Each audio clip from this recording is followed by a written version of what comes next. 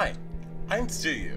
Now, Monkey DM, yeah, this guy, he made Margit the Fell Omen in Dungeons & Dragons. Yeah, you heard right. Margit the Fell Omen.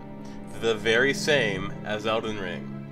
So, me being a DM as well, I decided to take a look at the stat block. I mean, we all know DMs can get a little overboard creating villains. I mean, I created the Uranium-235 longsword to use science in D&D and create Lichler. So as a fellow DM, I know it's easy to get carried away, which is exactly why I'm making this video here. I want to see what he did in the stat block, and I want to kind of review it. If we're going to be completely honest here, Monkey DM did make a great stat block for CR8. Now, I feel like it does need 1 or 2 additional hit die of HP with a CR of 13. Sorry. I think I had a seizure there. I think I mistyped something. With an AC of 13, as well as 142 or 15 D10 plus 60 HP, he's going nowhere fast. You're not getting rid of him that easily. He has a range of 75 to 110 HP if that's what you're interested in. So he's a bit of a beefcake. He also comes with all the Tellings of a Boss stat block. He has dark vision, immunity to crowd control effects, and best of all, he resists radiant damage. That is what I like to call attention to detail. He also has several features on his stat block before we even get to the action. He has something called immutable form, so you can't do anything like polymorph him into a chicken and one-tap him. He has magic weapons, meaning he penetrates damage immunities because his attacks are magical. And he has the usual once per day legendary resistance of bosses around that CR8 range, as well as focus, which lets him use his quote-unquote phase 2 moveset from Elden Ring. Now, I'm gonna be completely honest here. I think that this is a solid set of features here. But one thing, focus, does stand out. See, it's basically just the bloodied mechanic that everyone loves to use. It acts similarly. Focus allows for the usage of new attacks and for an additional legendary action each round, which is remarkably similar to how Bloody worked in the previous editions. So you're in for a hell of a fight. Just don't hope that you're going to live very easily. It's going to be a hard-fought battle. Next up, we have his actions. We've gotten through the features, we have his actions. His features make him really fucking strong. So, we get the game's combo attacks in the form of multi-attack. Now, not to be pedantic, it specifies that the multi-attack is 2 Cane and 1 Radiant Dagger attack. But if we're completely honest with ourselves, this only means that he has multi-attack 3, which means that he can make 3 actions in 1 attack combo. This only gets more insane when he gets focused at half HP, because he can add another attack. And it specifies cane or hammer, but this basically makes it multi-attack 4 when he's focused, which is fucking nuts! I love it. The cane has a plus 7 to hit. It has a range of 10 feet or 2 tiles in front of him while he's attacking, and it does 15 or 2d10 plus 4 bludgeoning damage. And he can even do the big charge-up attack from Elden Ring, letting it all do an extra 11 or 2d10 bludgeoning damage afterwards. And he even included the dodge roll here, so by letting people take attacks of opportunity right afterwards, you effectively get to dodge out of it and then take an attack of opportunity if you do take the dodge up reaction. A monster that increases its enemy's action economy. That is really fucking cool. Now, next up we get his hammer, which is exclusive to half HP. The hammer does the exact same damage to the cane, despite being larger, and he can't do the charge up, except it's radiant damage.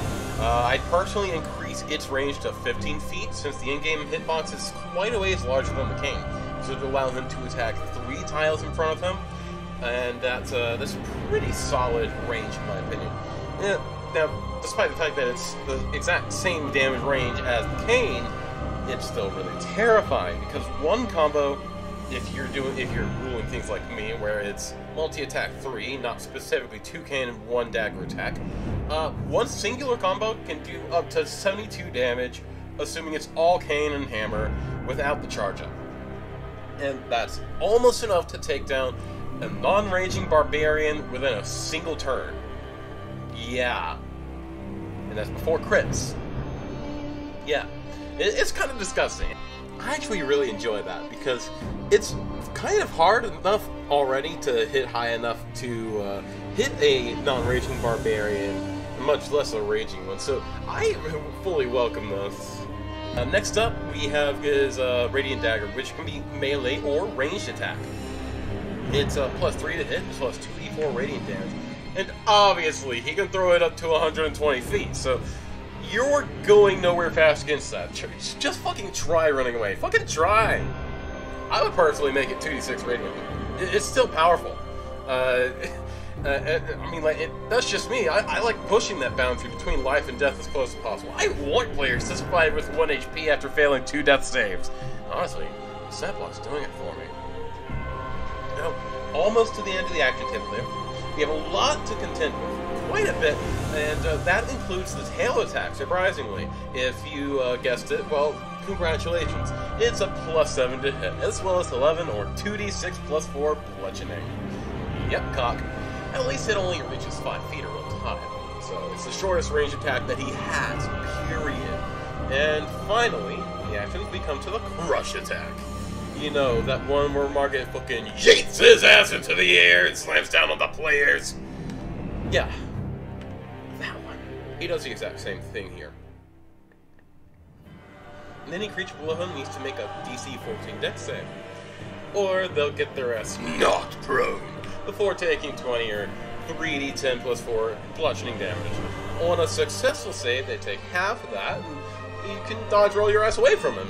But even worse, or better if you're a sadistic DM like me, when he's focused or bloodied, it deals an extra 2d10 or 11 radiant damage, mimicking that hammer slam at the end of the crush in phase 2 of his combo attacks.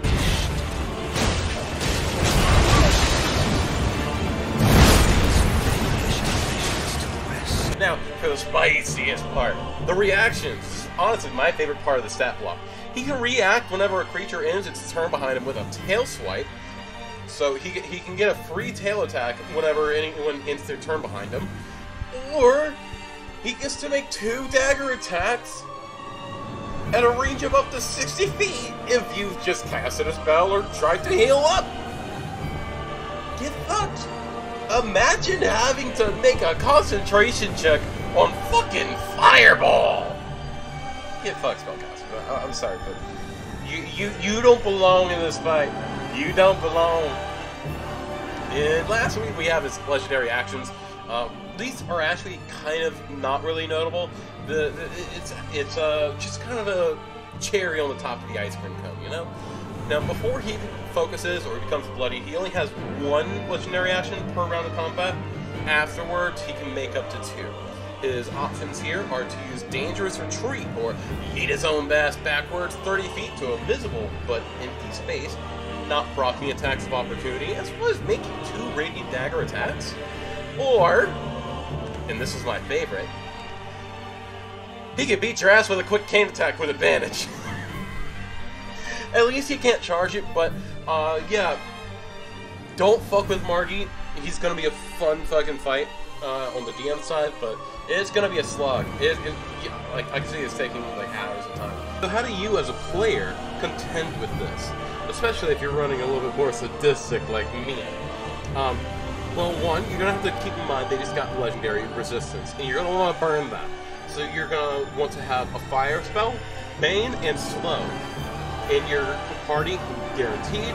So I would say to cast Slow first almost every time.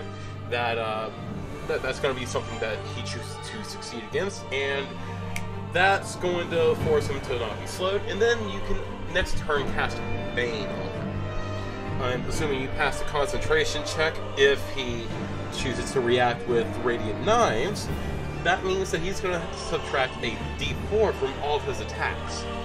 Every attack. for 1 minute, which is honestly a little bit shorter than what most encounters last for. I mean, this one could last for like 2 or 3 minutes, so I would save another spell slot or two just to cast Bane and refresh its uptime. I would also make sure that you have a Barbarian so that you can have that rage so that they literally are just so angry they can't die. And lastly, 100% a fighter is going to be something that you definitely want. Maybe even a Bard, because Bards can use Vicious Mockery, and because he speaks Common, that means that Vicious Mockery will always translate perfectly. And same with Tasha's. It will always translate perfectly. He won't have disadvantage against it. And if you burn his legendary resistance using either Fireball, something like a Flame Tongue, or you use Bane and it burns it, you can use Tasha's or you can use Vicious Mockery, and that is going to add on extra debuffs to him. And you want to make sure that you debuff him because you don't want him hitting you that much. Now, I've got to say, Monkey DM, you did a great fucking job. I hope you make Melania. I have no clue how you're going to incorporate Rot, because you're going to have to homebrew a poison for that. I have no clue how you're going to incorporate that weakness to Let Me Solo Her. Much love and stay sexy. I hope you enjoyed watching this video. I know I had a blast making it. I had a blast reviewing this. Thank you, Monkey DM, for making this stat sheet. And I hope that you enjoyed seeing this. Much love and stay sexy. Have a beautiful day, everyone.